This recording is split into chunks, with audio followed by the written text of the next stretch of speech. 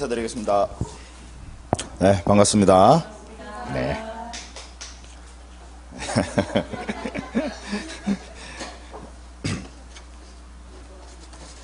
선생님, 합격하실 거예요.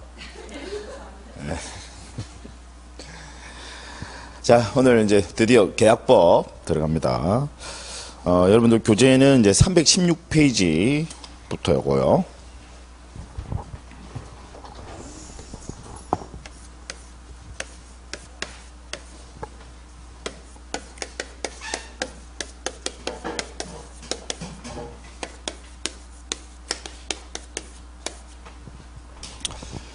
자, 제목을 붙이면 이제 계약법 총설.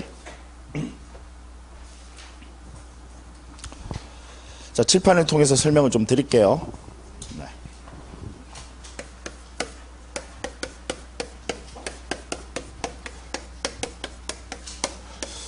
자, 먼저 계약의 성립. 여러분, 계약이 성립이 되고 난 이후에 유무효 여부를 따지는 거예요. 그러니까 항상 계약의 성립이 먼저입니다. 계약이 성립된 것을 전제로 이제 효력이 있는지 없는지 유효 무효 여부 따지는 겁니다. 항상 그거 기억을 하셔야 되고. 자, 그럼 계약의 성립이라고 하는 게 예를 들어 볼게요. 가령 갑이라는 사람이 이 X 부동산의 소유자인데 얘가 매매를 하고 싶어요. 팔고 싶다 이 말이지. 그래서 가령 을이라는 사람한테 매매를 하고자 하는데 아직 매매 계약이 성립됐다는 게 아니라 매매를 하고자 한다고요. 자, 그럼 먼저 의사표시를 합니다. 그래서 먼저 이제 첫 번째로 이제 의사표시하는 것을 이걸 우리는 청약이라고 해요. 청약. 그래서 팔겠다라는 의사표시를 하죠. 자, 그럼 이 의사표시는요, 언제 효력이 발생하느냐? 자, 갑이 여러분 청약의 의사표시를 발신한 때 효력이 발생합니까? 아니면 을에게 도달한 때 효력이 발생합니까? 도달한 때 효력이 발생해요. 그래서 의사표시는 항상 을에게 도달한 때 요때 효력이 발생한다라는 거. 그래서 여러분 우리 시험에 지문으로 자주 등장합니다. 그래서 여러분 꼭 기억해 두셔야 될 게 청약의 의사표시는 항상 예외 없습니다. 도달한 때 효력이 발생해요. 그러니까 여러분들 시험에 청약 나오면요. 청약이 이제 최초의 의사표시거든. 청약 나오면 무조건 도달한 때 효력이 발생한다. 얘는 예외가 없어요. 자, 그리고 이 청약의 의사표시를 받고서 이제 을이라는 사람이 이 청약의 의사표시에 대한 승낙의 의사표시를 합니다. 승낙. 항상 둘 중에 뭐가 먼저죠? 청약. 그래서 청약이 있고 그 다음 여기에 대한 승낙. 그래서 이 의사표시에 합치가 이루어지면 이때 이제 계약이 성립이 되는데, 자, 그러면 이 승낙의 의사표시는요, 이 승낙의 의사표시는 언제 효력이 생기느냐? 자, 이렇게 정리하셔야 됩니다. 얘는 원칙은 언제 도달한 때 효력이 발생하는데, 도달한 때. 다만 예외가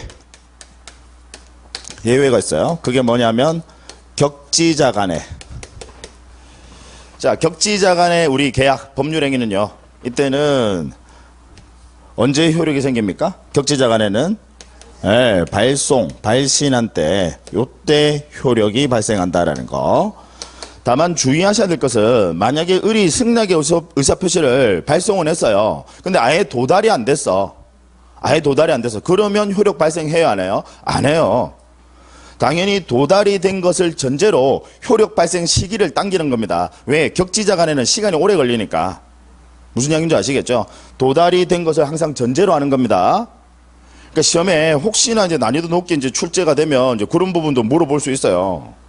그래서 무조건 승낙의 의사표시만 발송만 하면 도달하지 않더라도 효력 발생한다. 그게 아니라 도달한 것을 전제로 효력 발생 시기는 언제라는 겁니까? 발송한 때, 발신한 때. 이해하시겠죠? 네.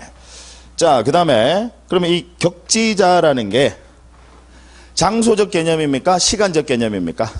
시간적 개념이다라는 거. 시간적 개념이다라는 거. 요 부분 또 시험에 잘 출제를 해요. 네. 자, 그러면 이렇게 의사표시에 합치가 있으면 이제 계약이 성립이 되는 겁니다. 다만 만약에 이 청약과 의사표시에, 청약과 승낙의 의사표시에 불합치가 있다라는 거예요. 만약에 불합치가 있으면, 즉 무슨 이야기냐.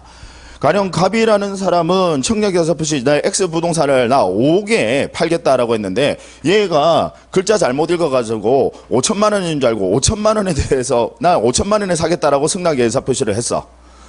갑은 청약의 의사표시로 5억에 팔겠다고 했는데, 얘는 5천만 원으로 승낙의 의사표시했어요. 그러면 의사표시에 합치가 있어요, 없어요? 없어요. 그러면 의사표시가 불합치가 됐으면 당연히 그때는 계약은 성립합니까? 성립하지 않습니까? 성립하지 않는다.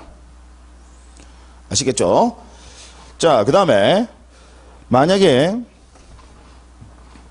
자, 청약의 의사표시를 했는데 얘가 의사표시를 발송한 후에 사망을 하거나 아니면 제한 능력자가 됐다는 의사표시 발송 후에, 발송할 때는 멀쩡했는데 잘 죽더라고요. 건강관리 잘 하셔야 됩니다. 예. 자, 의사표시 발송 후에 사망을 하거나 제한 능력자가 됐어. 그러면 얘는 설령 사망하거나 제한 능력자가 된다 하더라도 의사표시의 효력에는 자, 영향을 미친다, 미치지 않는다, 미치지 않는다라는 거. 아시겠죠? 예. 여러분, 민법 총칙에서 나왔던 또 의사표시와 관련된 내용인데, 시험에 자주 등장합니다. 이렇게 정리 좀 해주시고. 그 다음.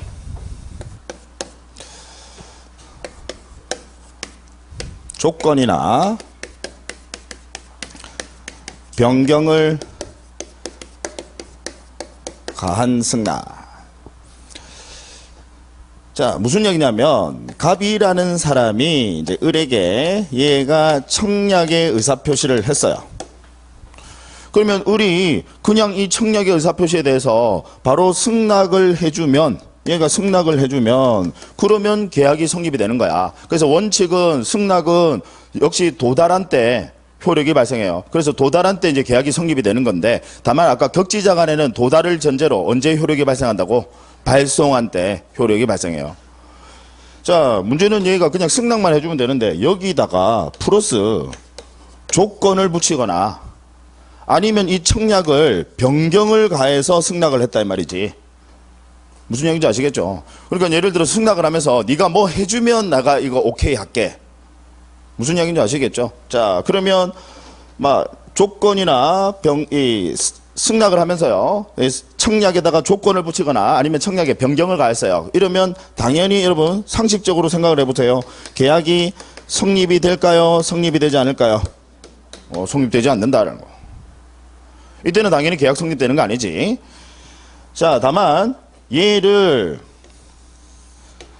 조건이나 변경을 가했어요. 얘를 새로운 청약으로는 볼 수 있습니까? 없습니까? 있죠. 그래서 얘를 새로운 청약으로 보고, 그러면 이제 갑이 뭐만 해주면 계약이 성립이 될까? 승낙만 해주면. 이해하시겠죠? 이걸 새로운 청약으로 보고 여기에 대해서 갑이 다시 승낙의 의사표시를 하게 되면 그러면 계약이 성립될 수 있다는 거. 사실 이제 요 부분은 여러분들 시험에 나중에 문제도 같이 한번 보시겠지만 주로 간략한 사례형으로 많이 출제를 하거든요. 근데 내용은 거의 상식에서는 크게 벗어나지 않습니다. 그러니까 지금 너무 무거운 표정을 하실 이유는 없어요. 그냥 가볍게 이런 것들은. 자, 그 다음에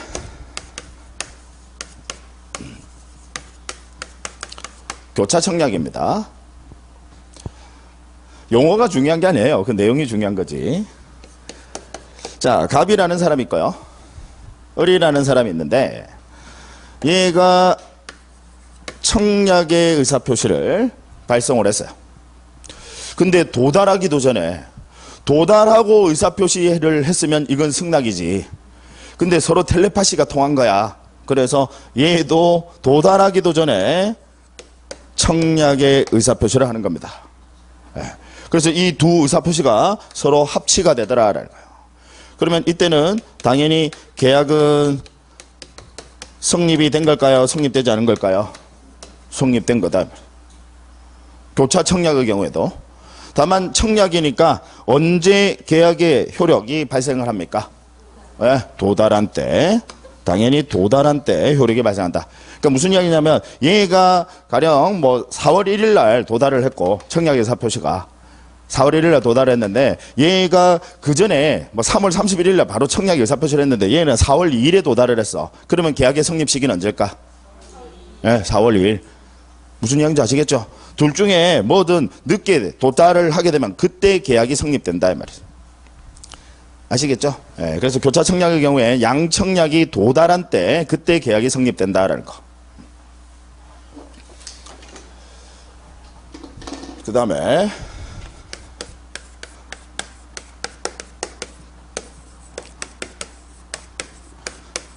의사 실현에 의한 계약 성립. 자, 요건 이제 이거 생각하시면 돼요. 여러분이 가령 갑이고요. 자, 을이라는 여기 버스 운전 하시는 우리 기사님이 계십니다. 여러분 버스 타실 때 버스 타시면 이제 버스가 정류소에 돼요. 그럼 그게 청약이야. 그럼 여러분들 그냥 버스 타시면서 저 승낙합니다라고 타십니까? 아니면 그냥 타세요? 그냥 타죠. 지금 무슨 이야기냐면 이쪽에서 이미 청약의 의사표시를 한 거고, 그죠? 행위 자체가 의사표시로 그냥 가름한다 이 말이죠. 그래서 얘는 탑승만 하면 버스에 그냥 탑승이라는 그런 사실 행위만 하면 그러면 바로 얘를 승낙한 것으로 보겠다 이 말입니다. 이해하시겠죠? 네. 이걸 우리는 의사 실현에 의한 뭐 말이 거창해서 그렇지 내용은 아무것도 없어요. 그래서 이걸 의사 실현에 의한 계약 성립이라고 한다. 그래서 반드시 의사 표시를 꼭 해야지만 계약이 성립되는 것이 아니라 의사 표시로 간주될 수 있을 만한 그런 사실 행위가 있더라도 계약은 성립된 것으로 보겠다라는 거지. 아시겠죠?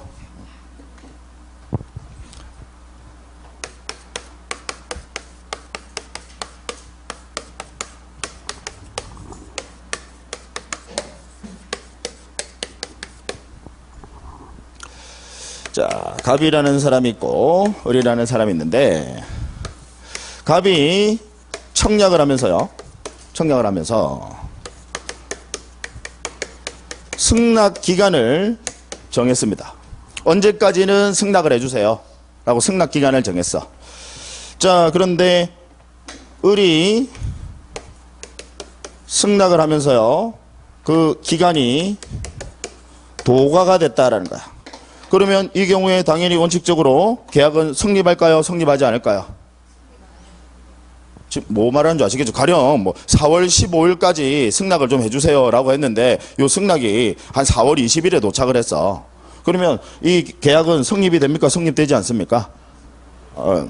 자신 있게 이야기하세요. 네, 불성립. 당연히 계약은 성립되지 않습니다. 다만 얘를 새로운 청약으로 보고 이걸 새로운 청약으로 보고 다시 갑이 을에게 승낙의 의사표시를 하는 것은 그건 될까요? 안 될까요? 돼요. 그래서 이걸 새로운 청약으로 보고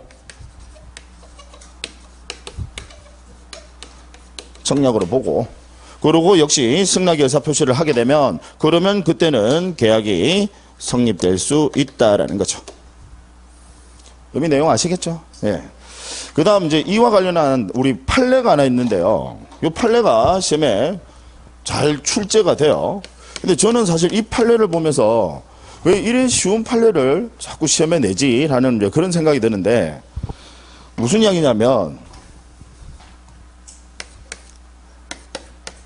자, 갑이라는 사람이 있고요.